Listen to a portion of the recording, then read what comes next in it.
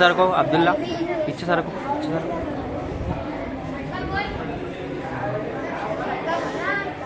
Button चालू कर, button उधर से बंद कर।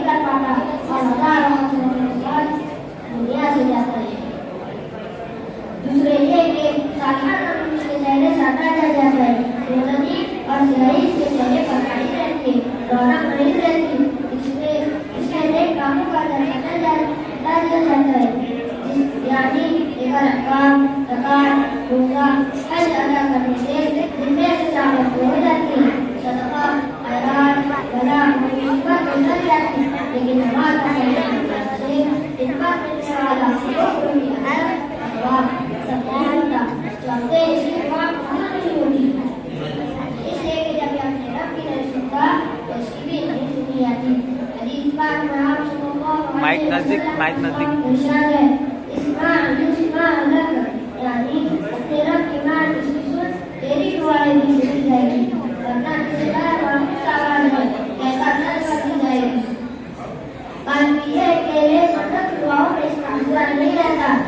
और इस तरह बेनमाजी वालों के पैर से दूर हो जाते हैं।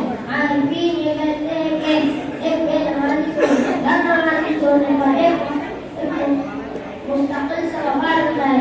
चुनांचा फजर की नमाज छोड़ने से चेहरे पर कर दिया जाता है और जोहर की नमाज करने से रोजी की बरकत खत्म कर दी जाती है और असर की नमाज छोड़ने से बदन की ताकत खत्म कर दी जाती है और मगरिब की नमाज करने से इसको अल्लाह से कोई दीनी दुनिया में फायदा नहीं होता और ईशा की नमाज करने से नींद की राहत खत्म कर दी जाती है।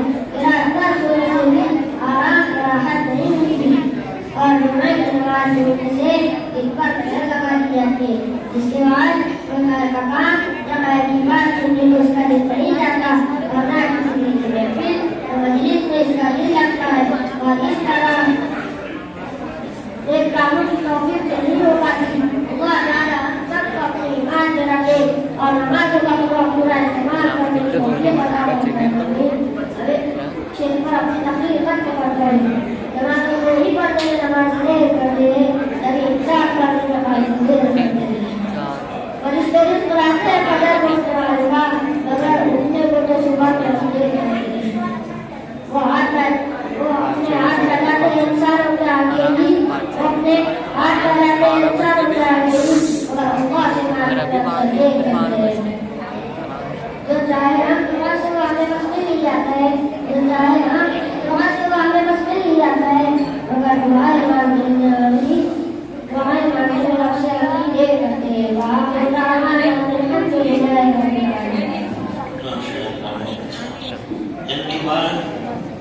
सैयद सुवान। मैं आप लोगों के साथ दुआ के बारे में मुख्तसर तौर पर तकरीर करना चाहता हूँ। और दुआ सल्लल्लाहु अलैहि वसल्लम ने फरमाया, दुआ इबादत है। अल्लाह ताला ने आदम अलैहिस्सलाम को पैदा करने के बाद सबसे पहली इबादत जो उनको सिखाई वो दुआ ही थी। और बना वलदना अनफुसना व इल्लम तगफिर लना व तरहमना लनकूनन्ना मिनल खासिरीन। ऐ हमारे रब, हमने अपने आप को जुल्म किया है, अगर तुमने हमें माफ न किया और हम पर रहम न किया तो हम नुकसान उठाने वालों में से हो जाएंगे। दुआ ऐसी इबादत है जिसके लिए कोई या वक्त मुकर्रर नहीं, बल्कि हर लम्हा, हर घड़ी, हर जगह मांगने की इजाजत है। रसूलुल्लाह सल्लल्लाहु अलैहि वसल्लम के हयात मुबारक का कोई लम्हा और घड़ी ऐसी नहीं जो दुआ से खाली हो। अल्लाह ताला बड़ा मेहरबान है, अपने हमें और पूरे बंदों की दुआ को सुनता है। यकीनन अल्लाह है तो अल्लाह ताला गुनहगारों की दुआ को नहीं सुनता। अल्लाह फरमाता है, वक़ाल रब्बुकुम उदऊनी यस्तजिब लकुम इन्नल लज़ीना यस्तकबरूना अन इबादती सयदखुलूना जहन्नम दाखिलीन। लोगों, तुम्हारा रब कहता है कि तुम सब मुझसे दुआ करो, मैं तुम्हारी दुआ को कबूल करूंगा। जो लोग मेरी इबादत से घमंड करते हैं वो दलील होकर जहन्नम में दाखिल होंगे। और रसूलुल्लाह सल्लल्लाहु अलैहि वसल्लम ने फरमाया, जो शख्स अल्लाह से दुआ नहीं करता अल्लाह उससे नाराज होता है। हर इंसान अपनी जिंदगी में कभी न कभी ऐसे हालात से यकीनन दो चार होता है जब उसके सारे दुनियावी सहारे टूट जाते हैं, उम्मीदें खत्म हो जाती है, ज़ाहिरी अज़्वार और ज़ाहिर नाकाम हो जाते हैं। करीब करीब आइंदा हमारे पर इस्तेमाल नहीं रहता, भाई भाई के साथ बांटने का, बीवी शौहर के साथ और औलाद अपने वालिदैन के साथ खुल कर बात नहीं कर सकते। गोया सब कुछ होते हुए इंसान तन्हाई, बेबसी और बेबसी का आलम महसूस करता है। तब इंसान के अंदर से एक आवाज आती है, एक सहारा भी मौजूद है, एक दरवाजा भी खुला है जहाँ इंसान अपने दुख सुख और मसाइल को आलम की दास्तान नज़र बयान कर सकता है। इस कैफियत का जिक्र अल्लाह ताला ने कुरान में अल्फाज में किया है, अम्मन युजिबुल मुज़्तरा इज़ा दआहु व यक्शिफु सुआ व यजअलुकुम खुलफाअ अल-अर्द अइल्लहुम अल्लाह कलीलन मा तज़क्करून। भला कौन है जो बेकरारों की दुआ कबूल करता है और भला कौन है जो बेकरारों की दुआ कबूल करता है जब वो उसे पुकारे, और कौन है जो उसकी तकलीफ रोका करता है, और कौन है जो तुम्हें ज़मीन का खलीफा बनाता है। तो अल्लाह के साथ कोई और इलाही काम करने वाला है, तुम लोग कभी नसीहत हासिल करते हो। कुरान में अल्लाह ताला ने बहुत सारे दुनिया का वाक़या बयान किया है। वो खुद अपने नफा नुकसान के मालिक नहीं थे, खुद अपने आप को मुसीबत से नहीं बचाएंगे, बल्कि उन्होंने मुसीबतों, परेशानियों और आज़माइशों के वक्त हमेशा अल्लाह ही को पुकारा। फिर अल्लाह ने उनकी मुसीबत और तकलीफ दूर कर दी। सच बात यह है कि जिंदगी में आने वाली तमाम मुसीबतों, गमों और मुश्किलों से छुटकारा पाने के लिए दुआ से महफूज तैयार होगी। अल्लाह ताला हम तमाम को समझ कर उसका अमल करने की तौफीक अता फरमाए। इनाम तो लेके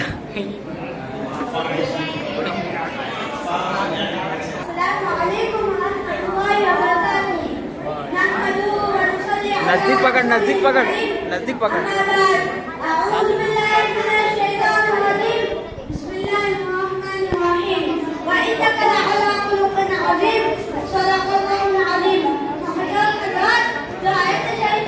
आप लोगों के सामने पेश की गई है, उसमें अल्लाह ताला अपने नबी हज़रत मोहम्मद सल्लल्लाहु अलैहि वसल्लम से मुखातिब है कि ऐ नबी सल्लल्लाहु अलैहि वसल्लम, आप अखलाक के आला दर्जे पर कायम हैं, यानी आप सल्लल्लाहु अलैहि वसल्लम